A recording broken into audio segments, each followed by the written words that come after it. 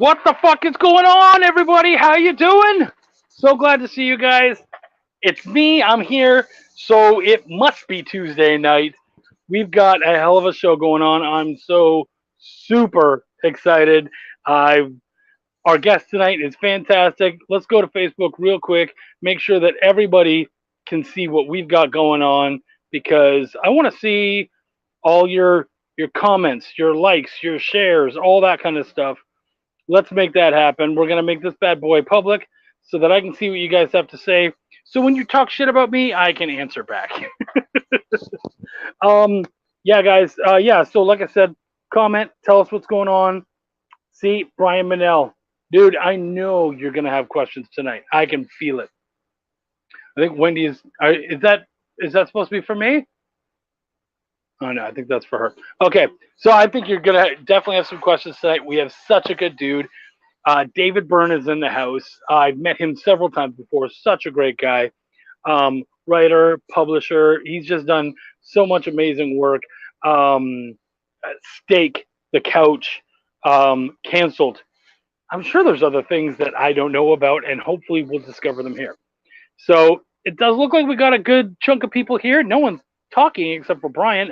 See, even more from Brian. We'll see. Feels like work is about to be more difficult than usual in this last step. All right, work, you need to fuck off because Brian is trying to hang out here, okay? Priorities. All right, so good chunk of you here. Let's make this happen because we've got a great guest. Let's not just leave him hanging out. So, without any other further ado. Canadian bacon is actually really good, and it's nothing like normal bacon, and it's better than ham, which you guys seem to call Canadian bacon. I'm very good at writing. I write very well. Yeah, it's Shop Talk. Do some of your audience members like the word fuck? Cool. Then I'm going to keep saying fuck because I care. What's going on, buddy? How you doing? Hello, sir. Everyone should know Chuck is very subdued in the back room. Once he turns on the camera that he goes bonkers.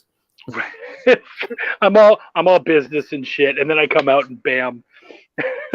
Well, it's the slapping beforehand. Yes. You slap your face, and then you're good to go. Holy shit! Raven Gregory's in the house. Patrick Lord is here. Mike Williams is here. Dude, we got so much stuff going on today. So excited, David. Sir. I love hanging out with you. You and I, we got to hang out a couple years ago, 2019 MegaCon. Before and the then world fell apart. Yeah. Yeah, just before. And then just after, we got to hang out at the Collective, and that was an awful lot of fun too. We all got to go out and have a couple drinks together and whatnot, and just had a great old time. And of course, sling some comics at the Collective. I do say that to all the pretty girls. It's a true story. And you know what? Let's be honest. The ugly ones too, because I'm not really that picky. Yeah, cast a wide net. Yeah, exactly, right? You know what, man? Let's be honest.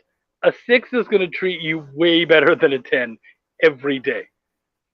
And as a 6, I know that. Do you remember that show Eliminate from like 20 years ago? Barely. Like 5-person go on a date with one person, and that person like eliminates them one at a time. There was one where this guy, the girl asks him, she's got 5 guys trying to date her, and she says, "So tell me about your strategy when you go and try to pick up a girl." He's like, "Oh, really? I just go to the bar, I pick out a 2, and then I drink till she's a 10." and then we see what happens from there. Raven says, "You ain't met the 6s I've met. Those aren't 6s, buddy. Those aren't 6s." Yeah, see, like, we got laughs going on, or 2 3s. Yeah, right? Whatever, man. That math is power. Even in dating, math is power. But, yeah, man. So we've got to hang out a couple times. Not an awful lot. I mentioned The Couch, Steak, Canceled. Is there anything I missed? I have an issue of Spy Deer Man, and that's right. I was in both of the Cthulhu Invades anthologies. Yeah. So, and dude, otherwise, it's mostly been publishing other people's stuff. So it's been right. So writing is taking a backseat, but it's back in the forefront. So well, and isn't that like the exciting thing is because I mean, I know as an editor myself, I tend to put so much of my own time into other people's projects. And I just finished a sweet little 4-pager for Belial, and it felt so right. Oh yeah, yeah. I mean, I in earnest got back into writing a lot a couple months ago, and you always feel like if you're not creating, there's like this void, and you start to get cranky. So getting back to it helps ease a lot of pressure on your brain. Right. Now, so when you're writing, because I know like the couch, I don't know an awful lot about. I know steak. There's a whole world that you can probably continue to play with for quite some time, right? I mean, when you've got vampires, you've basically got all of time to play with. Yeah, true story. So, do you, when you go back to writing, do you tend to go back to the same places, like go back and try to do more steak, or are there new future books or series that we could see coming from you? Sorry. Yeah, I've got more canceled coming. I've got volume 2 of the Steak main series is going to be coming up soon. I've got several other projects I'm, germinating on right now. So we'll see what happens with them. For me, over the past couple of years, the most pressing thing is to not leave an artist without something to draw. So typically, it's when an artist is ready, I need to have something ready for them. So while we were doing the first volume of Steak, it was always keep in front of Francesca. Right. So she's never sitting idle. And that's where we are right now. She's drawing issue 3 of Jessamy. So that'll actually be her 9th issue of Steak, believe it or not. Wow. Well, and now that she's in America, is that even more pressing? Because it's like she's not that far away. She could show up at any moment and be like, "Hey, do you got work for me or what? What's going on here?" So far, we haven't gotten there yet. Oh, good. So yeah. So you're just for artists, you're just the gift that keeps on giving, huh? I try. You've seen how many variant covers I have too. So, dude. Okay, so we're gonna get to Steak because, of course, that is your I mean, that's at this moment that's your main series, and that's what you're on Kickstarter right now for that. So guys, check out Steak Jessamy. This is issue 2. This is actually 3. This is the finale. Oh shit. Okay. Badass. All right, so issue 3, go check that out. But while you're checking that out, why don't we go into, David, your origin story as both a creator and as a fan? Okay, which one do you want to do first? Well, let's do fan because I feel like fan will lead into creator. Yes. So actually, believe it or not, the person that got me into collecting both comics and sports cards was my mother. She encouraged it when I was growing up, to the point that I remember getting a Wizard comic or a Wizard magazine and showing her, "Look at this, Mom, the first appearance of Spider-Man. It's like $1,500, which, as we all know, that was a very long time ago because that is worth way more than that now." But she's looking at the picture. She's like, "Oh, I had that book." And I was like, "Excuse me? Oh, yeah, your grandma threw that out with all my other Spider-Man books." Oh. But as you can imagine, she actually did read comics growing up. So she would take me to the comic shop. I mean, when I was in 7th grade, they let me have a day off to go to a Comic-Con instead of going to school. So, wow. I mean, that's, so you can blame them for me being here. But from there, I did take a huge break between times that I wrote comics, but I wrote my first comic when I was 9 years old, about my cat and another person's cat in my class called Super Simon and Ralphie. And very creatively, they fought Dr. Claw. So, but yeah, it was a lot of fun. I've always been a writer of some sort. So in high school, it was more prose. Once I got out of high school, I took a lot of literature, philosophy, film classes. So I learned to write screenplays, spent 15 years thinking I was going to be a screenwriter, but then forgetting that you should be in Hollywood and, or have money to make shorts and things like that. So eventually I turned one of my screenplays into a novel called Shady Place that was released on my 35th birthday in 2017. So 5 years ago was when I consider my professional career to have started, because it was the first thing I ever put out. And from there, I've been writing comics ever since, even though people complain and ask me for the sequel to Shady Place. Working so much, it's much easier to write a single issue of a comic than it is to sit down and write an 80,000 word novel. Yeah. So that's where most of my focus is. I can get the stories out quicker, get them in an artist's hands. And, you know, the bigger difference to me too, also between novel writing and comic writing, is getting in front of people. Because with cons and the periodical, the serialized nature of comics, you can stay in front of them much more frequently. You can talk to them. Yeah. It's amazing. So that's pretty much how I got here. Dude, I mean, and that's so baffling to me. Like, I started in 2000, in 2018.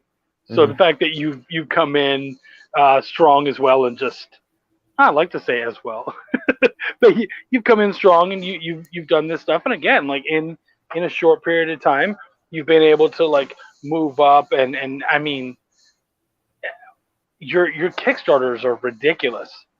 I mean, I'm no Charlie Stickney, but I'm happy. Right.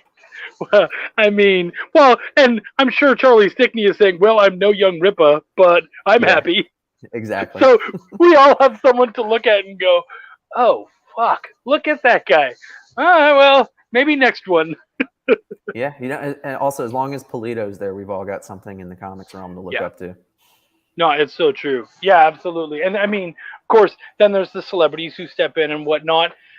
I'm interested because, I mean, you've worked with, in some point, you've kind of worked with celebrities who have had their own comics and whatnot. Am I right there? Maybe peripherally on one. Okay. So not so much, not at this point. Okay, fair enough. What is your take on celebrities and Kickstarter and doing comics and whatnot? You know what? If it's genuinely for comics, like Gerard Way, you're not going to say he did Umbrella Academy to be a TV show. He did it because of a genuine love of comics. Yeah. So if the whole purpose is to just have an existing IP that you can make into a show, I'm not a big fan. I understand it. It's the economics of comics, and when you add in Hollywood, it is what it is. But for me, the most part, I prefer that comics be comics first. And if somewhere down the line it happens to become a show because it warrants it, then fantastic. Yeah. And I think that's pretty great. Like, when you were talking about your mom and how she raised you in comics earlier, that kind of reminded me, like, you had the parent that we all are trying to be. Mm-hmm. Like, so many of us are like, we're trying to introduce our kids into comics and trying to get them in. You actually had that. And I mean, it seems to have worked out pretty fucking great for you. Yeah, I mean, I do. I'm here basically thanking her today. I make no bones about it. The only reason I ever got into comics or anything like that is because of my mom. And if you have encouraging parents, that's what we have to be now, is encouraging to get that next generation into comics. Right. So I honestly don't know this. So if this is a rough question, then I apologize in advance. But has your mom been able to read your stuff? Yeah. No, she reads all of it. Good. I didn't know if your mother was still alive or not. So I was like, no. I could be stepping into something really bad. No, you didn't see me choking up or anything talking about it. So she's still around. Good.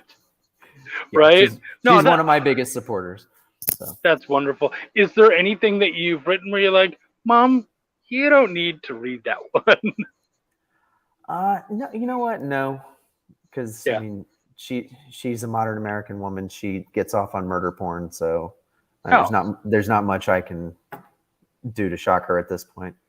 Well, and you don't seem to be like, I want to write a bunch of like porn comics and stuff. Oh yeah, no, that's not my style. I mean, there's you can allude to something just as easily as you can show it, which is what I do most of the time. I don't really. I mean, you could easily write in sex scenes and stuff like that, but it's just unless it forwards the plot. I don't need it. Right. I feel you. Wendy said you could write 20,000 word novellas. Well, yeah, I suppose. Yeah, sure. Still a lot of work though. And then Mike says, then there are campaigns like July's Sonoma #1 for the Rippaverse, swinging out the gate with a hat. Yeah, exactly. That's what we were talking about earlier. Yep. Except now it's over 1 million. So Yeah. And is this still day 1? I think he's into day 2 now. Oh, wow. I mean, yeah. Slumming it. Yeah. I mean, he didn't hit it in 1 day. So. Yeah, right. Better luck next time, asshole. Cancel the whole thing. Right. Blake says, what if it stiffens the plot and tightens the tension? Oh, Blake. Blake. We love you, buddy. Blake's Buzz. Great dude. If you're not watching my show, definitely watch his, because I've been on there a couple times, and I know you've been on there too, right? Yeah, I believe I'm joining him again soon. So oh, nice. We'll get to enjoy the madness that is Blake's show, which is one of the most fun I've ever been on. Yeah, no, dude, he runs an amazing show. Absolutely. Sexual mystery is more interesting than outright showing it. I agree. Yeah, absolutely. And you know what? Now that we've kind of made this venture, we can get to sort of the meat of what's going on with you right now, and that is issue 3, Steak Jessamy. Why don't you give us a pitch and kind of tell us about what we're going into here? Okay, so it's set in the world of Steak, but 250 years before that series takes place, and it stars Jessamy, who's Steak's vampire partner in modern day, where she is basically chilling in England when rumors from the New World of monsters on a plantation eating the slaves makes its way to her, and she's tasked with going and investigating and basically shutting it down because her job is to make sure vampires stay hidden. So we had an issue of heading to the New World, an issue of tracking them down, and now we get to see how she handles her business. That's really cool. When we're going into this, how much do we like? Can you come straight into Steak Jessamy having never read Steak at all? Yes, you won't know the character, but you learn enough about her through her actions. So it's you don't really need that introduction from the other series.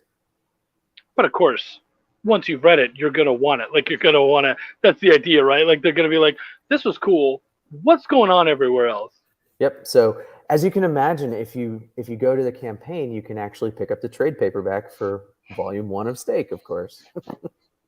And that's actually really cheap. I think I have it on there for $20. So. Oh wow.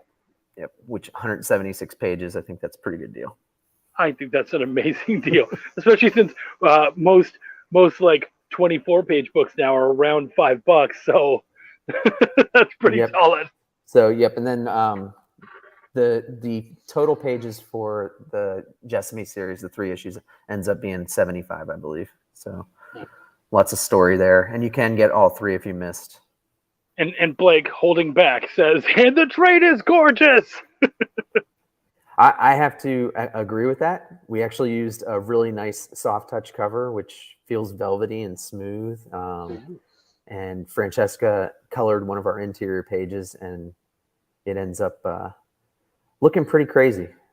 Lots of vibrant colors. It's crazy because she does vibrant colors on her covers, and then the interior is black and white, which is color splash.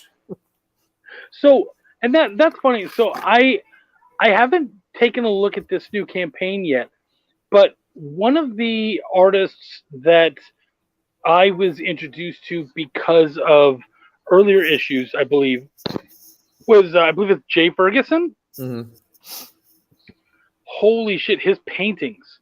Yes. Are amazing. Do you have a Jay Ferguson cover on this one as well? Not on this one. He had already done 4 different Steak covers for me and for retailers. So I try to mix it up for these campaigns. I can tell you I will be going back to Jay for something in the not too distant future. Oh, not a surprise at all. Yeah, because I am doing something that will definitely fit his art style. So When he's actually you just unlocked the In the Eyes print. yes, yep. And I've got Joel working on the graphic for the next stretch goal. Sweet. So, who are some of these amazing artists that we can expect to see on some of these covers? So for this campaign, I love that you even had to hesitate. Like I have Yeah. like 5 covers, so it's like, oh hey Chuck, who do you got on this one? I'm like, no problem, blah blah blah. You're like, ooh, for this one. yeah, I'm always afraid I'm gonna miss someone too. But for this one, I actually finally got to use my friend Don Aguilo. He did Rise for Scout, and he's been doing covers for some guy named Todd McFarlane. Like he makes toys or something. I think. Never heard of him. I'm Canadian, so I wouldn't even know. Yeah. So yeah, he's actually been doing covers for Spawn lately. So, good. Well, good for him. Yeah. Way to go, buddy. Slumming it. He takes a little time off from doing indie covers for that. But Karen Darbo, who she was doing covers for Magic the Gathering for Boom. She did a couple of Walking Dead covers, and now she is, I believe she's being credited as one of the co-creators for Blade's daughter in the comics. Wow. So, and that happened after I got the cover from her. So, which is pretty amazing for, especially you doing a book like Steak. Mm-hmm. Yep. And then another Scout alumni, she did Commander Rao Fellhound. She's got a fantastic cover. And then Ivan Dow is a very popular cover artist right now. He's done Marvel, DC, pretty much any big company you can think of. And then I like to actually bring in people I've never seen covers from. So I've got one from someone named Clark ATK and Bella Rochlin, and they both had pretty fantastic covers. And then we actually did a free cover from a Brazilian artist named Brau, his cover was just ridiculous. Yeah. And then last but definitely not least, for this, because it is a 3-issue mini, and we usually offer catch-up packs, this time instead of offering copies of the past campaigns, what we did is a connecting cover set. So if you want all 3, you can get a set that actually connects by Aranga Devasarendra, or just Aranga D if you don't want to try to say that name. And he does that really cool. I don't know if you've ever seen like Jonathan Tyler Christopher's negative space covers for Marvel. Yeah. So the entire cover is like that. It's a 3-issue connecting cover with that black, white, and red. It just looks fantastic. I have to say, you handled that name very well. I practiced. Yeah, you did. You handled the name very well. And you and I share a good buddy, Travis Gibb. And I have to tell you, very talented dude. He's great the worst guy with names. The fucking worst. And I've seen him. Well, I mean, weren't you David Bryan for like years? Yeah. Yeah. So great. Great dude. Yeah. Hey, Chirk Punio. I think actually I was Chick for a while. Chick. Which actually I wasn't that against. I was like, yeah, all right, I'll take Chick. As long as I'm a hot chick, I don't care. It's actually fun listening to him slaughter names. So one of the names that was on Cthulhu was Etienne Derpentinier, who is a French artist and writer, and he was just like, and we have Chuck, you got to do this one. I was like, yeah, I got you, buddy, I got you. You didn't even try. He didn't. No, and I've tried to like talk him through it, and he's like, no, it's not worth it, man. Just come on the show with me. You know, like I feel like I should just send him a little soundbite, Etienne, and then he can just like press the button every time he has to talk about him. It's like, hey, you. Right. Well, and I feel like maybe that's why he's worked with some of the artists he's worked with, because they have easier names. And I mean, that's probably why he has the editor that he has. He's like, oh, Heather Gibb, I know her. I can say that name all day. I know how to say that name. Right. Right? He doesn't John hire. Smith. All of my artists and writers are John Smith. He hires just completely on, can I pronounce that name? Great. You're hired. I don't even have to see your work. I kind of wish he was here to defend himself. That would be fun. I know, right? I'm glad that well, yeah, and actually he's on another stream with Tyler right now. So hopefully he comes, watches, and we can he can bitch and whine. So dude, okay. So you're in Florida, you're making comics, you've been a publisher and whatnot, and I have to tell you, you have been invaluable to me. And I don't know if you remember this, but I've come to you a couple of times and just been like, hey man, I have a client who has a book that they want to bring to a publisher. But they're doing this, and I think that most publishers, that would sour them. And you've been really good about kind of giving a general, because of course you can only talk from your own experience, but you've been really good about being able to be like, yeah, from my experience and the general publishers that they might be looking for, I wouldn't do that, or I would consider doing this. And so I did want to thank you for that, because being able to then go back to them and say, I've spoken to publishers and they're telling me what you're doing is a bad idea. Well, now they know which one it was. Yeah, right. Well, can I lie now and say that it was someone else too? Like I used multiple? Absolutely. You can lie all right. all you want. Yeah. You were one guy, but there was a bunch. One of many. I mean, it's yeah. It was speed dating. You were just going around the room. Right. Just bam, bam, bam, bam, bam. Oh, dude, Francesca is in the house. I can't go anywhere. She keeps following me everywhere. I know, right? She's probably here right now, going, "Do you have any work for me? Do we have anything going on?" Oh, she has work. Believe me, she has work. So speaking of having work, how far is issue 3 done? No, she's working very diligently. We're hoping to have it close to complete by the end of the funding period. Oh, sweet. And then we've got to get that weird Rodriguez cat to letter it. So she definitely has work to do. Yes. Yeah, she told me earlier she was I was on another stream earlier. She's like, I have one eye on Jessamy and one eye on the YouTube. I love that she's following you from stream to stream. Like, what's the boss doing? What's going on? No, we're working on getting her English better. She's going to try to come on these shows. I think she's coming on Thursday night. We'll see. I would love Francesca. I've asked before, but I'm throwing it out again. If you ever want to come on, you are more than welcome. I would love to have you on. And I have to say, it's very hard to find to get female guests on sometimes. And you're a lot intimidating. Of it, well, I suppose. I will say one thing I find is the guys tend to be a little louder and clamor up, and I think a lot of the females, like I a lot of times they're not asking as much, and so it's just like, look, I would love to have you on. So I'm throwing it out there. Anytime, you're very welcome. You're very welcome, hon. Anytime you want on, and you know what? I would love it if you came on before John Hedrick, because that would be fucking hilarious to me. You can get some inside dirt on John. Right? Well, I mean, I've worked with John before.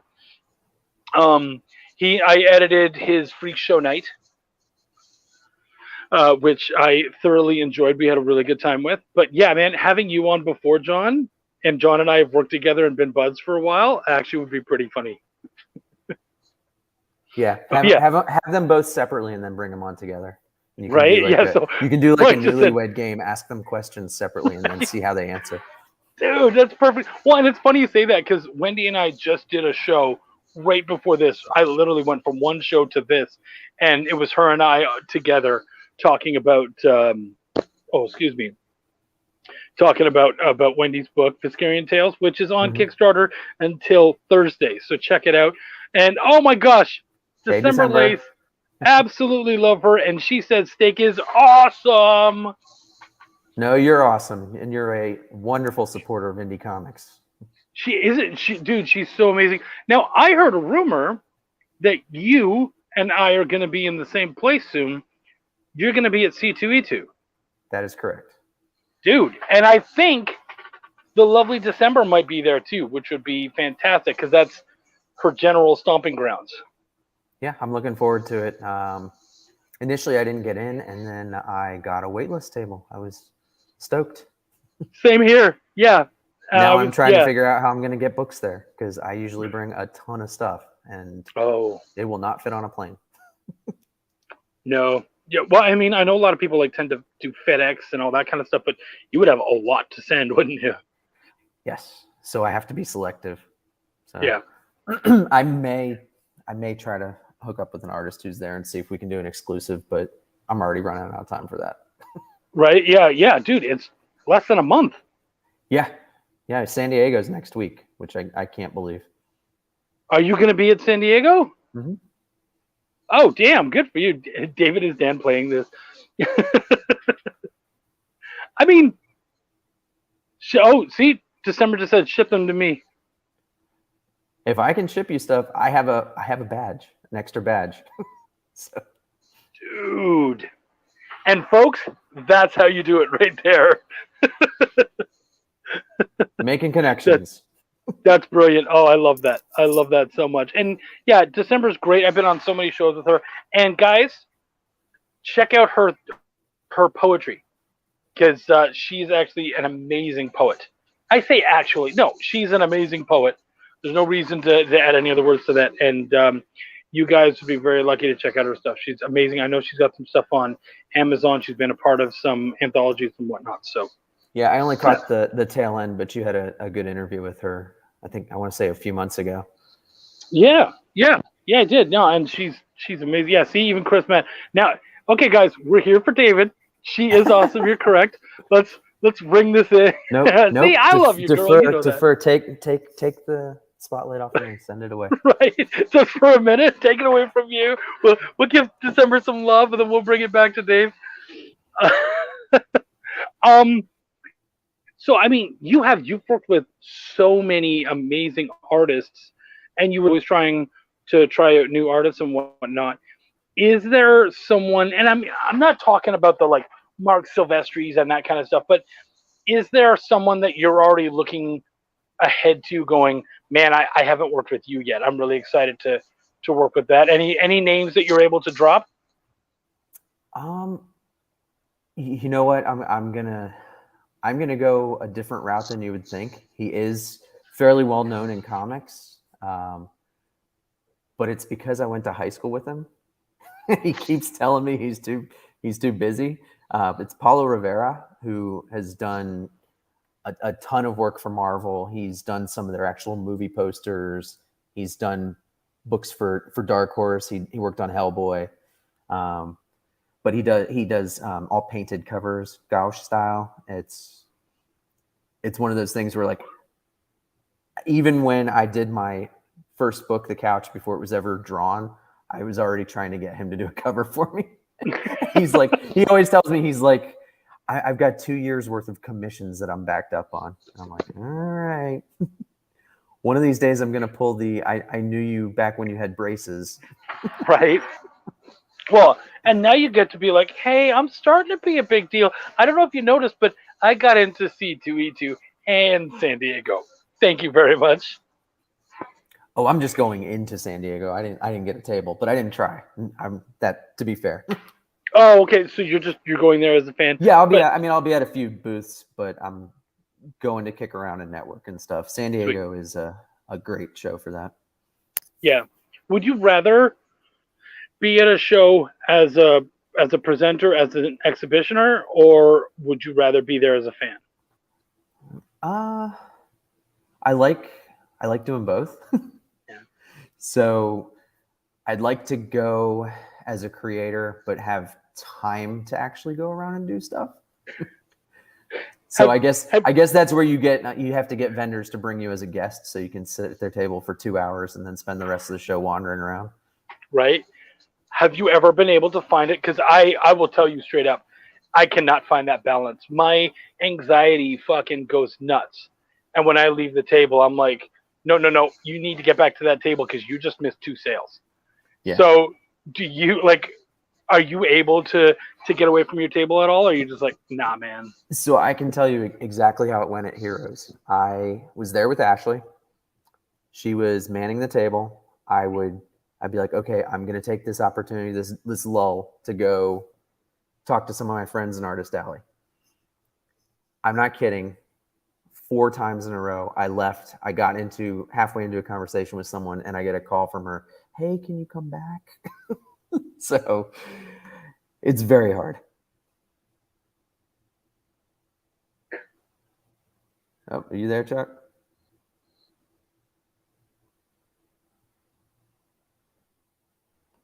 Oh, can you hear me, Chuck? I think my internet's just gone a little wonky. Are you still there?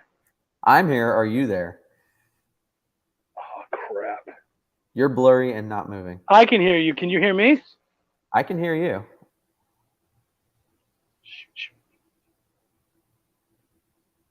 Are we good again?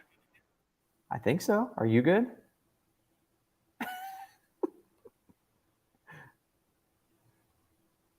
We Okay. can hear you, Chuck, if you can hear us. I think we're back. Okay.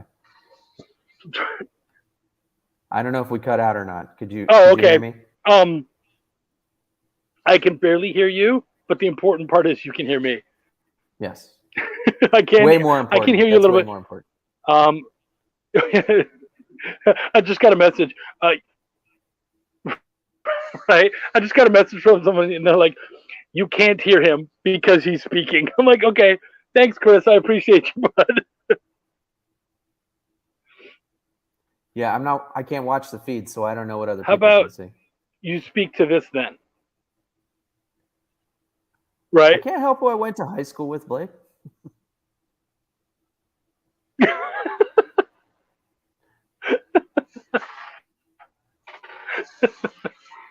It sucks. I had a question in mind, and then everything went all wonky, and now I don't know what the hell I was going to say. You forgot the question?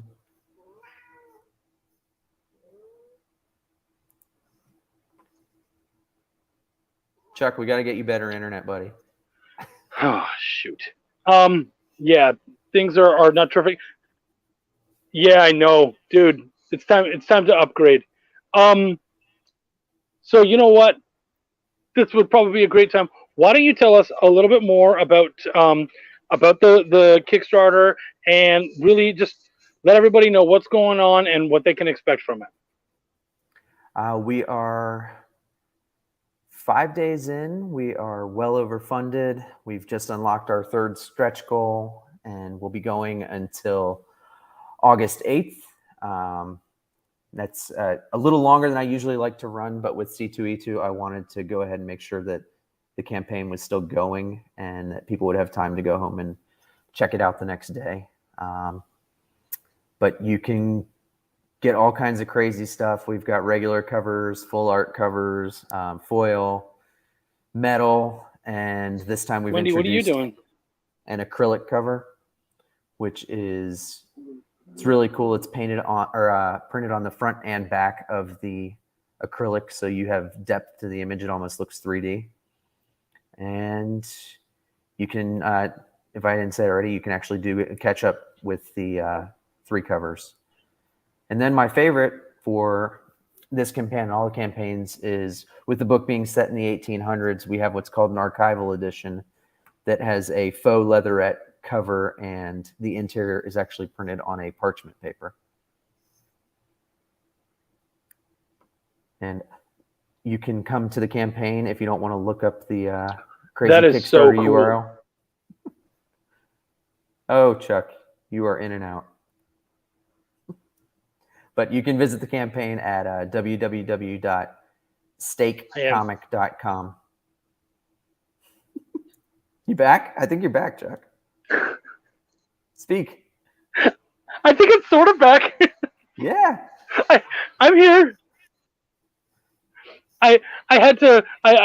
While you were talking, I spoke to Wendy, and I'm like, "Hey, what are you doing right now?" She's like, "I'm watching your stream and another one." And I was like, "Shut one down, please." I almost joked that what is Wendy streaming in the other room? Yeah, yeah. Oh, dude, we definitely have to upgrade. Holy shit. Um. Okay, Blake says I was curious about those parchment issues. Yeah, they're really cool.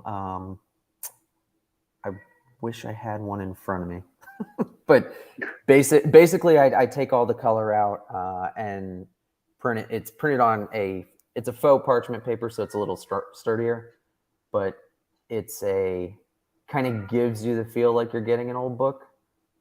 And the first one I basically started out like you were actually looking at Jessamy's journal, but obviously it's you know, it would be a lot of work for her to draw all that while she was journaling. So, Right.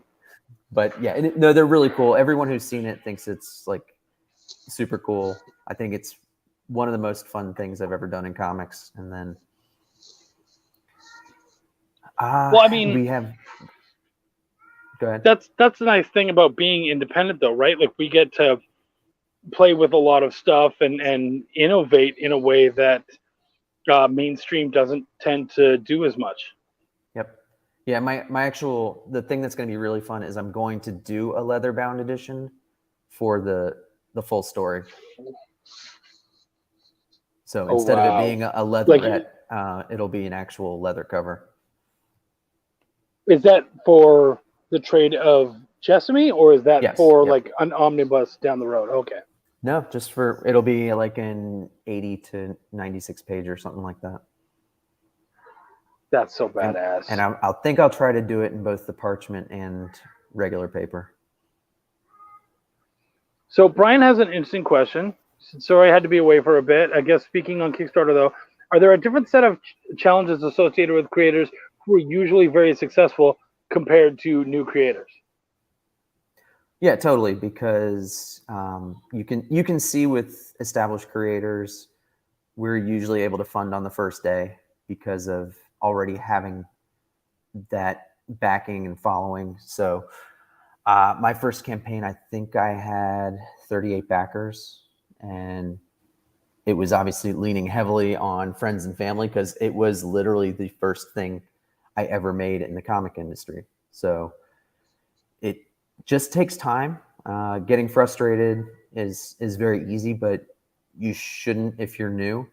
You should just continue to build, share the process with everybody. That's how they get to know you. Interact with other creators, learn from them. To me, that's the best way to build an audience. Yeah, I feel you. Oh, Facebook user, we don't know who you are, but hey, how are you? We love Facebook user. Hey, Facebook user is my absolute favorite. Blake says, "Oh my gosh, I got to start saving my pennies." Yes, you definitely do. My suggestion: Facebook user is Kyle Willis. Hey, Kyle. Oh, cool. Oh, Kyle. Hey, man, what's going on? That's awesome. Yeah, definitely start saving your pennies, but also look for Canadian pennies because they're out of circulation now, so you can melt them into copper, and they're worth way more. So you're welcome. That's my little tip of the day. It is just the Tip Tuesday, right? Yeah. Oh shit, it is too. Damn. There you go. Dropping knowledge. Dude. Right? That's hilarious. Dude, okay, cool. So I mean, you've got all that going on. Jessamy is wrapping up, and of course, obviously, next is going to be the aim for the trade. But what can we see next from you that is outside of the Jessamy realm? Are we going to see more stake first, more canceled? I'm hoping to do a crowdfunding campaign for the next issue of Canceled in October, maybe. I think it just depends on how we're going with the fulfillment on Jessamy, because I don't like jumping into something without fulfilling the previous. Yeah. I actually almost killed myself fulfilling Jessamy 2 to get it all out the door prior to launching 3. So we launched on Thursday of last week, and on the 4th of July, I was packing up the last packages that I was able to. So, but I did get everything that could be shipped was out the door. Facebook user. wants to Facebook paint user, yeah. We can talk about that. You know how to find me. whoever you are, mysterious Facebook user. No, dude, that's super awesome. You know, it's funny. So Wendy is just finishing up her campaign, and I find, and this tends to be right in almost every campaign, that because it's a month of your life. There's almost always one moment where it goes to shit. Like something really rough happens. Like I'll tell you, my first campaign, I ended up halfway through. I'd already funded and whatnot, but still, you're trying to push for as much money as possible. And I ended up having kidney stones. Had to go to the hospital and did lives from my hospital bed. Wendy this month, she has had car troubles. Our car is dying every day. It's been ridiculous. What has been for you on one of your campaigns probably just the roughest thing that happened to you, or is just like it's because I'm on Kickstarter? So actually, it was the beginning of a campaign. I can tell you, it's actually changed the way I launch because the stake number 1 Kickstarter campaign, I launched and no one backed for the first 20 minutes. And I was working over in Tampa, and I called Ashley. I was like, I think I'm just going to go walk into traffic right now because everyone hates me. And as a creator, I'm sure you know that feeling where you just feel like everyone hates everything you've ever done and you're just the worst. So the way I do campaigns now is I literally hit the launch button and try not to look for 3 or 4 hours, which it's much better for my sanity. Right. And the last couple have been fairly successful. So I have people messaging me and like congratulating me and things. I'm like, don't know, haven't looked, couldn't tell you. Like, I have no idea what we're doing right now. Like you get the alerts on your phone and I see them coming and I'm like, okay, at least I know a couple of people have backed. But no, I literally, I don't look for hours, and people message me like, Bob France was messing with me. And he kept just messaging me numbers over and over throughout the day. He's like, you're doing so good. I'm like, I don't know how I'm doing. And he's like, oh, well, here it is. I was like, okay, thanks.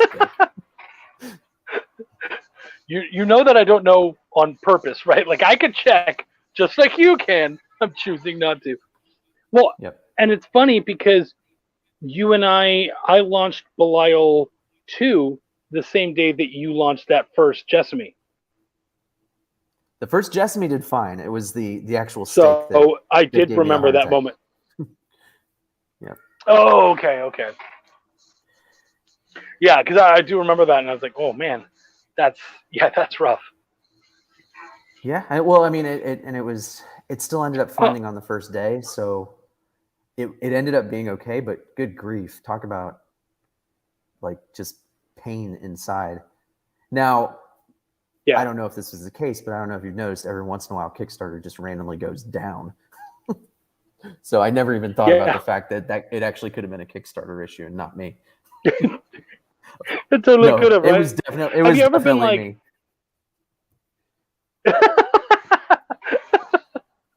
Well, but have you ever thought like, hey, I only get 30 days. So it should be like soccer. If you went down for 2 hours, put 2 more hours on the end of my campaign. Stoppage time, yeah. No, I don't want them adding any more time. That's sometimes as you get towards the end, it's like it's just dragging, and those middle days you kind of wish you could cut out. I think we're losing you again. Tell Wendy to stop streaming. I'm sort of here. Yeah, I can see you. I'm sort of here. We're trying. I can see you, but you were just like this the whole time, not moving, and I was like, okay. Yeah, I know, right? How about Wendy's got 4 different. She's watching Disney Plus and Hulu. She's got YouTube going on. I'm kidding. She's giving me the eye. right? Oh, not this guy. Steph Wilson. What can I say, man? Writers Artist are more interesting extraordinaire. than cover artists. It's a true story. Everybody knows it. It's a fact. Right?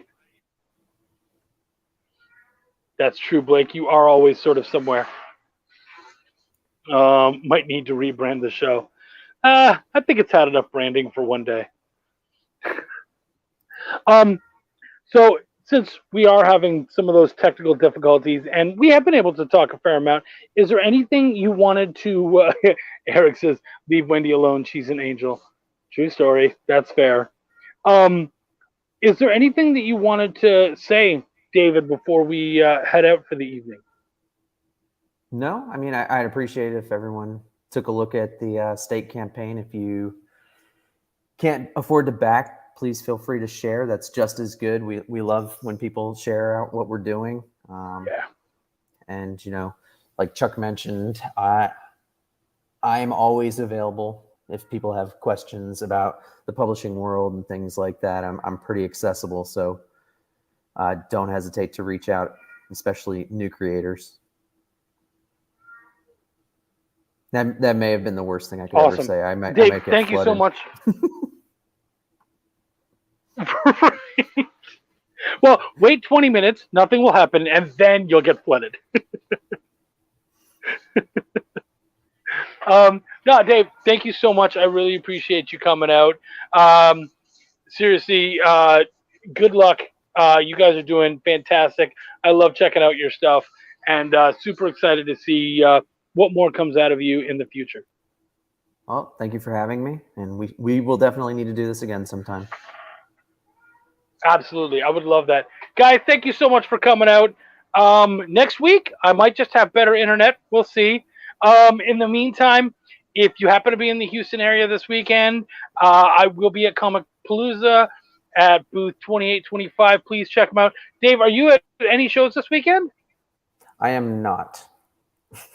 Okay. David definitely has some shows coming up. He's going to be at C2E2, so check him out there, and he's going to have a bunch of books because December's amazing. Yeah, she doesn't know what she just agreed to. No, she has no idea. I'm sure she better have a big living room or a garage. I hope she has a dock for the lift gate. A dock.